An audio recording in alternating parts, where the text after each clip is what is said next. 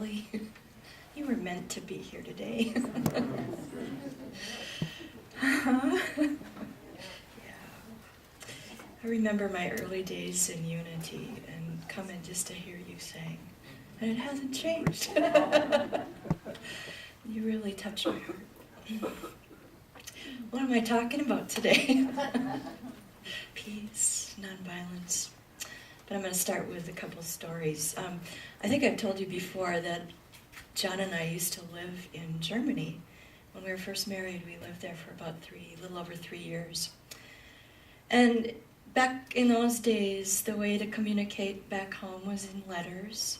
And sometimes it took a week or two for a letter to get back to friends and family in the States and their letters to reach us. And it was expensive to make a telephone call overseas. So we saved that for very special occasions.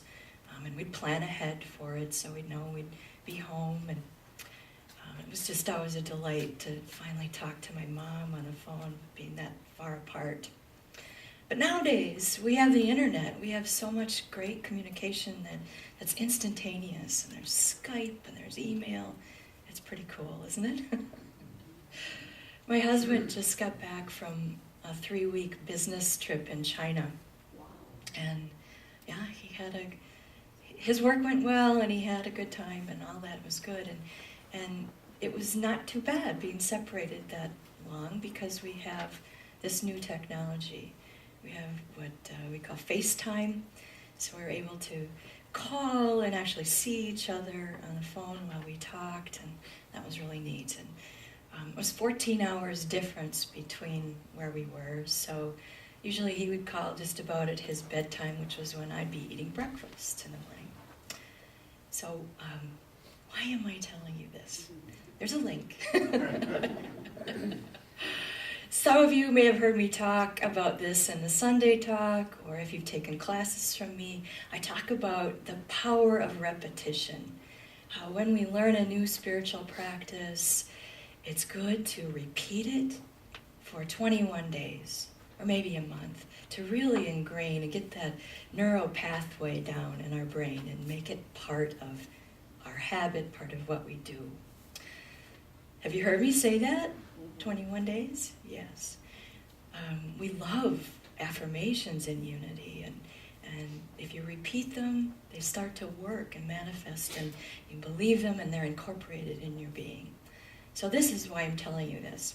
John was gone for 3 weeks, and Saturday morning I woke up, and it was about 7 o'clock. I went in the kitchen to start making my breakfast, and saw my iPad on the counter there and thought, oh, it's time to talk to John.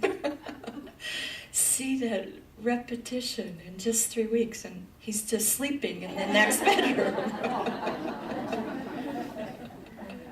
I had to laugh at myself. It's funny, isn't it? And it's good. It's good to be able to laugh at ourselves when we do silly things, when we make mistakes. That humor is healing, I think. The new issue of Popular Science magazine that just came out has an article about stress in it. And it says that women especially, there's something that you can do to defend yourself against too much stress, and you will never guess what it is. It's self-deprecating humor. Can you believe that? Isn't that interesting? We at Unity are so much about using positive language and reinforcing the positive and looking for the good. How can self-deprecating humor be helpful? But this article says it is. You've got to not take yourself so seriously. Be able to laugh at the silly things in our lives and the silly mistakes that we make. So laughter is good. Smiling, just a simple smile is a healing practice, isn't it? Very nice. So where am I today? That funny thing, laughing at myself. Oh yeah, July. Last July we had a special meeting out in the Skylight Room, and many of you were here for that. I think it was my candidate Sunday, and you wrote questions on little cards for me to answer, and This was before the board voted to offer me a position here.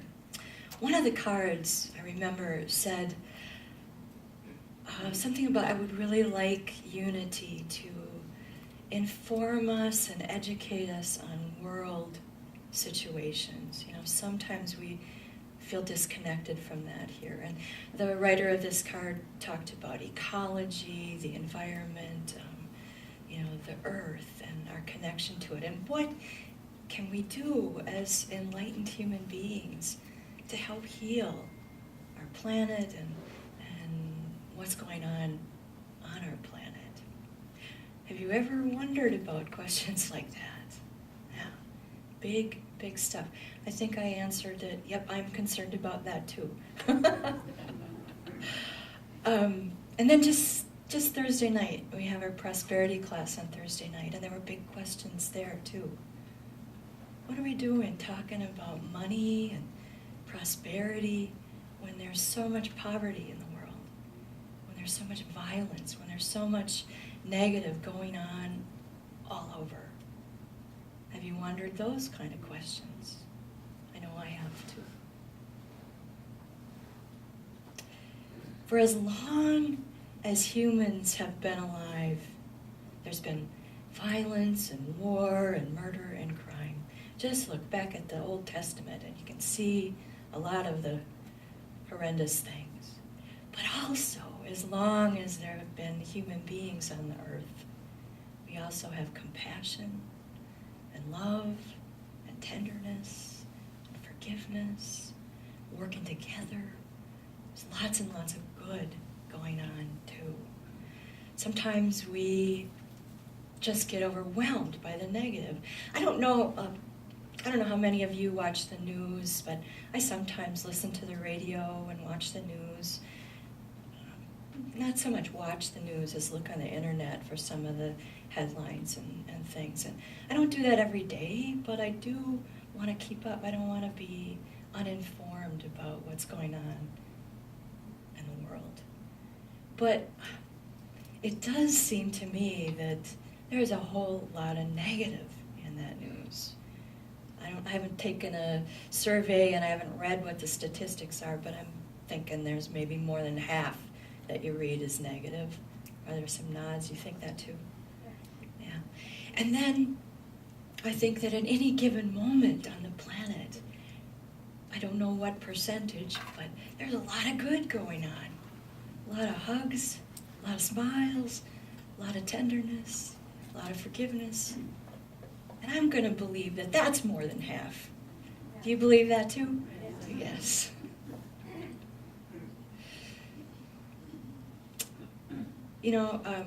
Another funny thing from the prosperity class, Mary Morrissey is presenting these DVDs and the talks for us in this class. And the other night she was talking about CNN, making a joke about that. This one of the most watched news networks that we have, CNN, and she called it constantly negative news. But when we get so much of that negativity and that heaviness on us, it's really easy to feel kind of hopeless or helpless about things. And we might wonder, what can I do? What can one little human being do amidst 7 billion human beings? The season for nonviolence, I think, provides us some balance for that. It was founded by Dr. Arun Gandhi. He's one of the grandsons of Mahatma Gandhi, and he joined with the Association for Global New Thought to create this thing called Season for Nonviolence. It starts on January 30th and runs through April 4th. Every year, I think it started in 1998. And what it is a campaign to raise awareness about peace and nonviolence. It's about how people can work together to promote nonviolence in our world and in our lives. And we can look at role models of this in our lifetime, and some that have just passed, but people like Dr. Martin Luther King Jr., Mahatma Gandhi, Thich Nhat Hanh, Cesar Chavez, the Dalai Lama, Nelson Mandela. Yeah. So nonviolence, what does that mean? It's the practice of refusing to respond to anything, no matter how unfair or how violent, refusing to respond with violence. So finding that peaceful place in yourself that allows you to respond in love and in kindness and in generosity, rather than, meeting violence with violence. Sandy Favreau is a peace activist. I don't see her here today, but she's been, really a wonderful person for us, holding this season for nonviolence every year. She's made lots of copies of handouts for us. So after the service today, check out that back counter in the lobby area. It's full of literature that you can take, daily affirmations on topics related to peace and nonviolence. There's one that's really good. It's affirmations for when you get into certain situations. Like there's a few for when you're driving in the freeway and traffic. There's some for the workplace, and there's just a lot of good stuff out there. So take your pick on what you'd like to take home with you. And there's more than 21 days left, so you could use that and repeat that and make that part of your spiritual practice. Yeah, it's a question. May I add that if you go to the Facebook, every single day I'm posting the daily suggestion for Our Facebook has a daily practice for this. Thank you, Al, for doing that. Awesome. All right, I want to tell you a story, and it's a true story. It happened 20 years ago in San Diego, California. It's about a young man named Tarek Kamisa. He was a student at the San Diego University, and to earn money for school, he worked for a pizza shop, delivering pizzas on Friday and Saturdays. One day, he got a call to deliver a pizza at a certain address in an apartment complex. And it was a complex near the university and in the area where they deliver pizzas. And he drove there, but when he got there, he couldn't find where to deliver this pizza. It was not a number that was legitimate. It turns out that a gang had actually called in the order for the pizza with kind of a bogus address. So he tried to deliver the pizza and went back to his car, unsuccessful, and there he was met by 4 gang members. There was an 18-year-old and 3 14-year-olds. Yeah, this is heavy.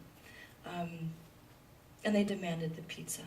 And in fact, the 18-year-old then handed a gun to one of the 14-year-olds, Tony Hicks, and ordered him to shoot Tarek. So he did, and Tarek died in his car within minutes. Tarek's father, Asim Kamisa, was devastated. He lived also in San Diego. He talked about his grief at this moment of losing this 20-year-old boy who had his whole life ahead of him. Very kind and generous and inspiring young youth, and his life was just snubbed out. And what a loss for a father to lose his only son. And then he had to call the boy's mom to tell her she lived in a different location. And he said he heard her drop to the floor and cry. And, I think we're all feeling that right now, aren't we? That grief and resonating with that. Asim said he just went into a huge grieving period. He's a businessman, a banker, an international businessman. And he said his degrees and his work experience, none of that made any difference in a situation like this. But he fell back on his spiritual practice and his spiritual beliefs. He's a Sufi Muslim, and he calls himself a New Thought Sufi Muslim. He's active, I think, at the Unity in San Diego now. I don't know if he was then. And so he said what saved him during this grieving period, when he couldn't eat, couldn't sleep, just couldn't. Oh, I know you've all been through grief. You know what that's like. It's a thickness where everything is turned upside down. Your world is not the same. And he said the only thing that saw him through was his spiritual practice, meditating several hours a day. And after about 9 months, he came to an awareness in his meditation one day. His awareness was that he was not the only one who lost a son that day. This 14-year-old boy, Tony Hicks, was tried as an adult at 14 and sentenced to 25 years in prison. Asim started to think about Tony and his family and what they were going through. And his spiritual practice had taught him a lot about forgiveness. And so he started to think that, and know, that he wouldn't feel whole and healed and ready to move on until he forgave. And so he asked the district attorney if he could get in touch with Tony's family. And he met with Tony's grandfather, Plex Felix. And this is an interesting piece of Tony's story. He grew up in, somewhere else where it was a rough neighborhood. And at the age of 8, Tony had witnessed one of his family members murdered. So he'd grown up in a lot of violence and upset. Anyway, Plex was a Christian and met with Azim, and they became friends. And Azim asked him, "Will you join with me to create something in the name of my son?" And together they formed the Tar Kamisa Foundation, tkf.org, if you want to look it up later. It's a nonprofit educational initiative. And what their mission is to stop youth violence, to save our kids from being victims or being the one that makes a choice for violence. They develop curriculum for schools and DVDs and CDs and workbooks and mentoring programs and community service programs. And they also developed a thing that they called the Forgiveness Project, where these two men went out and told their story in classroom assemblies at schools and for other large groups. They have reached millions and millions of people. It's been 20 years now. And the really cool thing about it is Azim says, Plex and I never would have met if this hadn't happened. And they became good friends. In fact, he calls him my brother. That is the power of forgiveness in action. It would have been easy for him to want to retaliate, get retribution, but instead he chose forgiveness. And in a big way, a way that affected millions and millions of people. He shared one story, I think I've got time to tell you this one too, about, when they're out teaching, and then in part of their curriculum, they teach about forgiveness. They teach the skill of empathy. So they're talking to probably junior high school age people and saying, you can learn empathy, you can learn that. And what it is you don't know what someone else is thinking or feeling until you ask them and walk a mile in their shoes, right? So they'd given this topic at their class or workshop one day, and then when they met again, one of the guys, a young man who was in a gang, I think, and really a rough, tough guy, raised his hand and wanted to tell about his experience. He said, last night I was walking in the hood, and I saw this guy, and he was giving me a mean, dirty look. And I found myself getting mad at, I think I don't know the details, but I think they probably were from rival gangs or at least different ethnicities. So he said, but I remembered what you said in class about empathy and walking a mile, and I don't know what he's thinking until I asked. So I went up and said, why are you looking at me mean? And the other guy said, I'm not looking at you mean, I'm just angry, I'm just mad. My brother was killed last week. So Azim asked him, well, what did you do then? And he said, well, I hugged him. Because I lost my cousin last year. So with one little lesson about empathy, change was made. And you can imagine how many stories there are like that because of what Azim and Plex reached out to do. They changed this horrible thing into good. Take a breath. I know this is pretty heavy today. What happened to Tarek was horrible. It was a senseless violence that caused ripples of pain and suffering in both families and in their community and with their friends. But Azim Kamisa used it for good. And we can make a choice just like that every day of our lives. We can choose to use what happens around us for good. We do this by practicing empathy and forgiveness, compassion for others, respect for all life, not just human life, but all life on the planet. And then coming together to serve a greater good, something bigger than ourselves, a greater vision.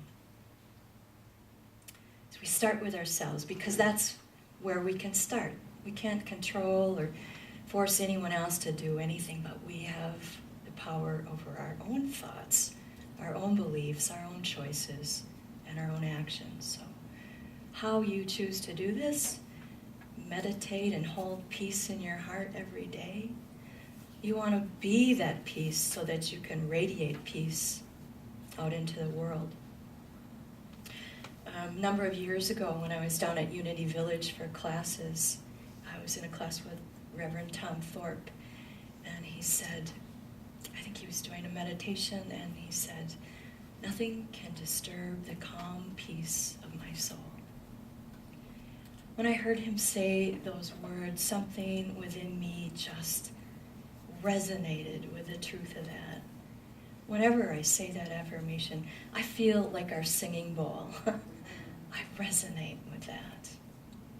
I don't know, in the last year or so, I realized I read somewhere that actually was a quote from Charles Fillmore, our co-founder. And here I was giving Tom credit for it. Nothing can disturb the calm peace of my soul. Will you say that with me? Nothing can disturb the calm peace of my soul. Just let that knowing radiate out from you. We all heard the prayer of St. Francis, haven't we? It's, Lord, make me an instrument of your peace. Where there is hatred, let me sow love. And it goes on, and it's very uplifting. It shifts us into a place of love and peace. But it's also written in language that kind of gives us an illusion of God outside and separate from us. So I want us to think about it from what we know of the divine. There's one power and one presence, and that one power and presence is active and alive in each of us. We live and move and have our being in divine presence. And from that awareness we can say, I am an instrument of peace. I radiate peace. I radiate love. And know that and be that in the world. Nothing can disturb the calm peace in my soul. The deep peace within me recognizes and honors the deep peace within you. Namaste.